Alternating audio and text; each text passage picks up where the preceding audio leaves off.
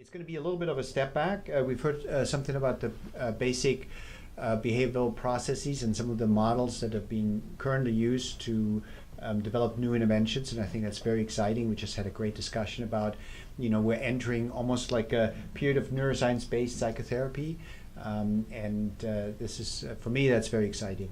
But in the meantime, I will tell you a little bit about recovery from amphetamine use disorder, and it's and as particularly as it relates to positively and negatively balanced interoceptive processing.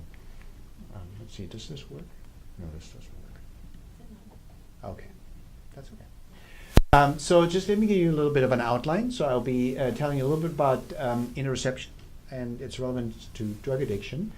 And then I will tell you a little bit about what we found in stimulant use disorders with interoceptive processing. I'll actually tell you the paradigms that we're using, and then eventually I will try to hopefully get you excited about some future directions that I think we need to move into. So I think actually I wanted to make that connection here. I think that even though I'm going to be focusing mostly on interoception, I do think that this fits in nicely with what is referred to as the RDoC. Of course, we are post-insult NIMH, so it may be called something different, but I do think that the dimensional psychopathology approach that is going across units of analyses and is trying to identify processing dysfunctions that map onto the brain, I do think that that approach is here to stay. It may get a different name, it may get different processes, but basically what we're trying to do is using really multi-unit analysis from self-report all the way down to genetics, although I mostly actually will be telling you about imaging today. Oops, oh no, I have to learn to. Okay, so for those who are not familiar with the RDoC approach, obviously we're dividing this into positive valence systems that's characterized by approach motivation, then by committee, was further divided into reward seeking and reward sensitivity. These are just constructs that were felt to be important and was felt to be enough empirical evidence to delineate them. On the negative side, the distinction was between response to acute threat, which was fear, or potential harm, which was then termed anxiety, again within the RDoC framework. And then the notion was that we could use something like fear conditioning and extinction to study this. But we've been focusing over the last few years primarily on the interoception, and this is something that came together in the actually almost more than a decade ago. When we were studying drug addiction, we were finding these insular activations. It's really and what I wanted to understand is what is going on in the insula that might be of relevance for drug addiction. And it so happened that it was right around the time that Bud Craig published his first paper on interoception, and I think he really has to be credited with bringing the field together and integrating the notion and redefining what interoception is. It's been around for a long period of time, really since the early 20th century. But from his perspective, it really refers to receiving, processing, and integrating body-relevant signal with external behavior to affect ongoing motivated behavior. It's really this integration between the internal world, meaning what you're feeling, what you're sensing, and the external world, what is going on at the same time, and how it affects action. And that's basically what I said. There's a couple of other folks that have worked on this more recently. There's Olga Pilatos has emphasized the notion of awareness and also sensitivity. Also, Yu Kurchi's group has done quite a bit of work in this area, and then also in terms of accuracy of perceiving the interoceptive state. Okay. What's important here is that in the context of sort of a more computational approach, it's not just that we are receiving inputs from the body into the brain, but we're actually also making proactive predictions about how we should feel. And that ultimately what's happening is that there's a feed forward and feed backward between incoming signals and expectations. And then in a recent review by Lisa Feldman-Barrett and Kyle Simmons, basically what they were saying is that what the insula, and now we're getting back to the insula function, what the insula is doing is it's generating prediction about the expected state of the body constrained by visceral afferences. So, and that brings us to the idea of that there's something like a body prediction error, that if you have a certain expectation of how you should feel and you feel differently, that can be used as a learning signal. And important here is that it's important that interoception should not be viewed as a passive bottom-up process, but expectation and anticipation of interoceptive inputs are important for the processing body-relevant information. And they've elaborated this model in terms of the circuits, even on a cellular level, how these circuits might actually work to make these predictions and how this actually could then be instantiated in a computational model. So given that backdrop, what we were interested in is what's the interoceptive processing state like in individuals with amphetamine use disorder. So let me just show you here. Amphetamine time stimulants are still the second most widely used drugs in the world. There's worldwide trafficking. Obviously, it has enormous disability and morbidity and mortality. And what's happening is actually there's a change in the global pattern of stimulant use towards Central and Eastern Europe. And so while we may not, obviously what's currently on forefront of our minds is the opioid crisis, but really worldwide the stimulants are still a significant problem. And given the history of drug use and drug use disorders, we know that these patterns are often cyclical. So here's just a map of where the traffic is happening, some of the heavy traffic areas. So when we look at stimulant dependence, we really subsume three classes of stimulants: cocaine, methamphetamine, and amphetamine. We know that about 12 to 15% have tried stimulants, about 1 to 3% of stimulant dependence. And the sad story is really that about more than 50% relapse within the first year of abstinence. We know, of course, that these stimulants work through the dopamine system. We also so here's basically the one of the relapse curves that was published by Brecht et al. And you can see this enormous drop of sobriety. So here you see basically a cumulative survival of still being abstinent. Here's time in months, and you can see this really pronounced drop. And this has really not been budged by almost anything that we have available for treatment. So in order to study interoception, there's a variety of different approaches that one can take. One can ask people, subjective, there's various subjective questionnaires, or one could do experimental studies. So we focused on doing experimental studies, and we focused primarily on doing interoceptive perturbations. One of the perturbations that we do is what's called a breathing load.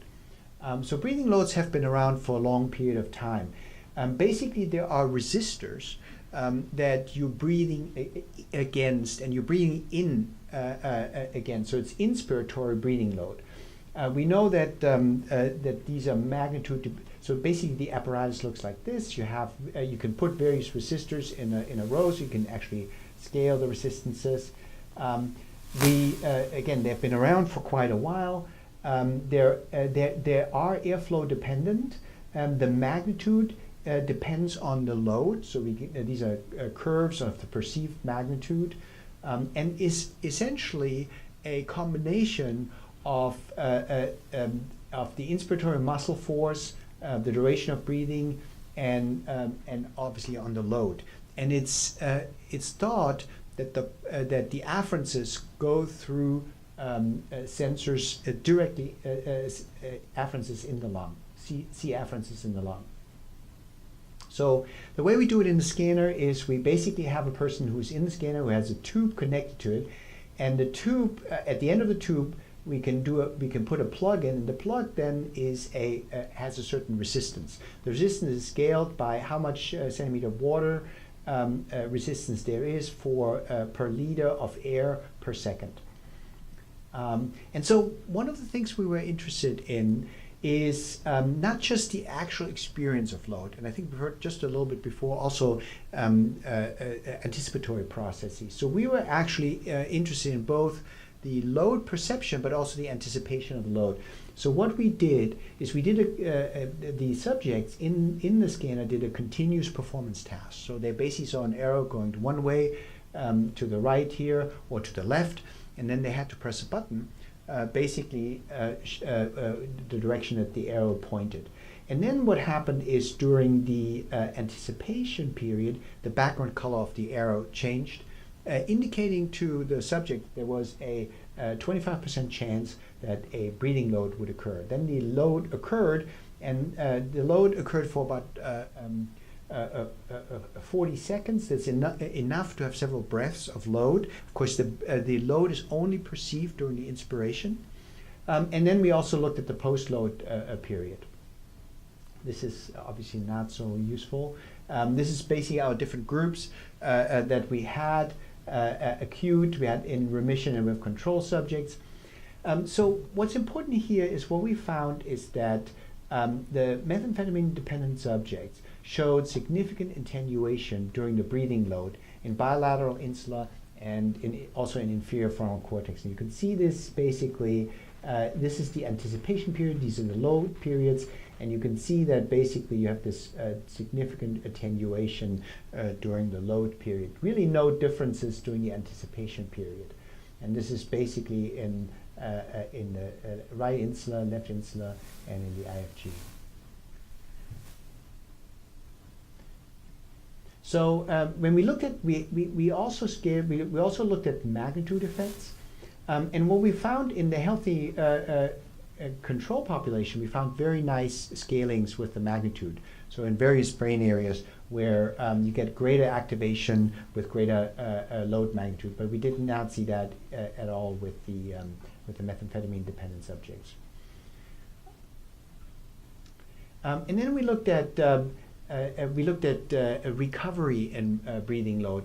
So what we did is we looked at how the activation differences between load and anticipation, how they differed, whether the subject was recovered from methamphetamine dependence versus those who were just recently abstinent. And when we looked at that, what we find is that basically the recovered methamphetamine dependent individuals show changes that are similar to comparison subjects in the left insula and in the right anterior cingulate in this area right here.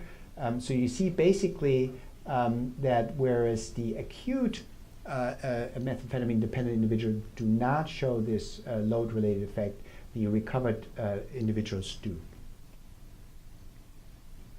So then from this first study, what we can conclude, and I didn't show you the data here, but there actually are no subjective differences. So we do a whole series of visual analog scales and perceived scales. We don't find subjective differences. That's not uncommon. We've done it with other group.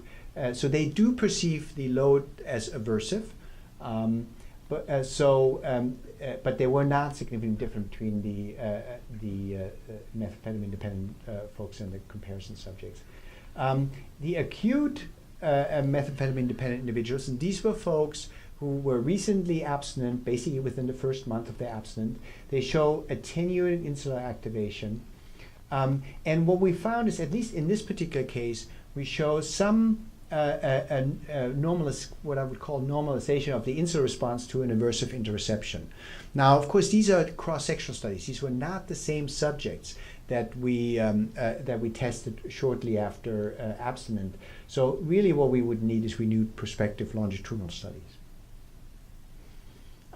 So how can we explain these findings? So one way of thinking about this is that, of course, essentially acute methamphetamine-dependent individuals are constantly exposed to a cycle of intoxication and withdrawal. And we know that withdrawal is associated with an aversive body state. So one possibility is that through this cycle of intoxication and withdrawal, that the brain essentially becomes numb or shows an attenuated body prediction error to these aversive body states.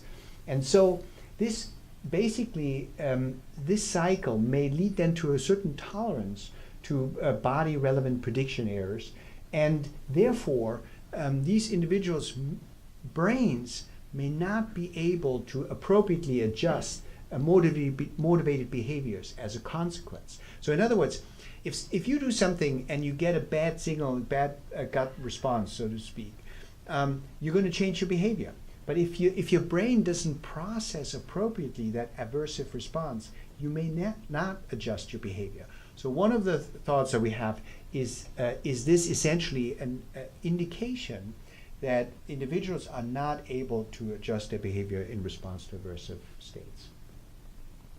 So now we basically tried to do this manipulation going the opposite direction, looking at pleasant interoceptive processing. And this was done work in the lab by April May. And so the question that we were trying to address here was, is there dysfunctional pleasant interoception in stimulant dependence? And so I need to tell you a little bit about how we do this, because it's a system that's not so well known in the general, maybe not in this audience, but also in the general neuroscience audience. So it turns out that we have a system of fibers that are small unmyelinated afferents, cutaneous afferences. And what's interesting that these are located in the hairy skin mostly, not exclusively, but mostly.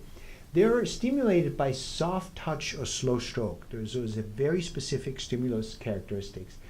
And they're slow conducting. If you look at the conduction velocity, what that means is that they're not really there to signal sort of the awareness of the stroking itself, but they're really thought of signaling sort of homeostatic perturbations. They also fatigue after repeated stimulation. They have complex receptive fields. These are not precise receptive fields, but these are large receptive fields, so they're not discriminatory fibers. And what's most important is that their optimal response, and here's one of the curves. A lot of this work had been done by Hakan Alausen and Johan Westberg, and their graduate students and postdocs.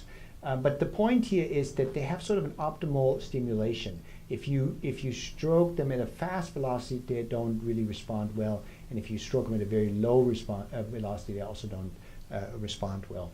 And then lastly, they actually elicit a strong sympathetic pseudomotor response as well. It's shown here. So this is a group of afferences that has been thought to really mediate sort of social affiliation, but is a system that could be seen as a cutaneous interoceptive system. Now again, what we did is, because we had primarily these distribution in the hairy skin, we compared this to actually stimulation in the glabrous skin.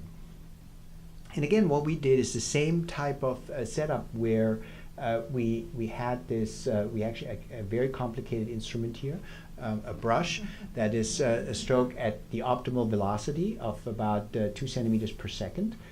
We had a trained a research assistant that was in the scanner with the subject. And then basically we had the research assistant was getting an auditory signal when they were supposed to stroke. We had basically the same continuous performance task, the anticipation period, and then the soft the stroke period. So here was our sample, again looking at methamphetamine dependent individuals and healthy controls. Just the upshot is that the most variables, they were not different except education, which is not too uncommon. Here I do show you some of the VAS ratings. We don't really see subjectively differences in a slow stroke. That's not too surprising, because again, it's not and the Swedish group, the Olausson group, has found the same thing. The characteristics of these fibers is not to actually provide the predominance of this discriminative information. That comes from alpha fibers. So there were no differences in the subjective ratings, accuracy, or reaction time during the continuous performance task. So we know that both groups performed this task just fine. But when we look at the methamphetamine-dependent individuals, again, what we're seeing is that attenuated insular activation during both the anticipation and the actual soft touch, and that's in both left and right insula. So that's this finding here. And also in the anterior cingulate. So that's basically what you, in particular, what you see this differences in between anticipation and the actual touch in the controls, but not in the methamphetamine-dependent individuals. And then we also see a time by condition interaction, where basically what you see is that after abstinence, and again this was in 6 months abstinence, we see basically a reversal of this activation. So basically we see an activation that we did not see at baseline. So similar to what we saw in the aversive interoceptive response. However, if we look at the caudate activation, we did not, both acute and remitted methamphetamine-dependent subjects failed to show caudate activation. So we use some reversal, but in other groups, here's the remitted and the acute group, there was no difference. So basically, in this particular, for the positive interoceptive processing, again, no subjective differences. We show attenuated caudate and left anterior insular activation during the positive anticipatory, during the positive interoceptive processing. There was a partial effect of recovery of pleasant interoceptive processing. The recovery was in the insula, but we did not see any recovery in the caudate. But it's important again to point out here, these were cross-sectional studies because we're comparing recovered methamphetamine-dependent individuals with acutely abstinent individuals. So clearly what we need here is prospective studies in the same subject. So what we can say basically here is that methamphetamine-dependent individuals deploy fewer brain processing resources to pleasant interoceptive stimuli, show some recovery of pleasant interoceptive stimulation in the insula, but not in the caudate. The next question that we need to address is the differential effect on insula and caudate evidence of top-down but not bottom-up recovery. And the reason why that's important is, again, I said earlier within the background section that what's emerging here is that interoception is not simply an afferent process. It's basically an expectation and an afferent process. And we really need to differentiate this to better understand how to ultimately modulate the sensitivity of interoceptive processing so that we can make these individuals, that their motivated action, their choices can be made sensitive again to their gut feelings, essentially. So in terms of the future direction, we know that that recovery changes, or at least that recovered individuals look different, but we really don't know how recovery changes these functions. What's important, we don't know whether some of these functions recover and some others don't. There's, again, from the cross-sectional data, it looks like some do, others don't. It's important to point out there are actually very few prospective studies that examine recovery. Really, we do need better studies prospectively to look at which functions, and this is not limited at all to interoception. This is also important for cognition and reward-related processing. So I want to thank you and take questions.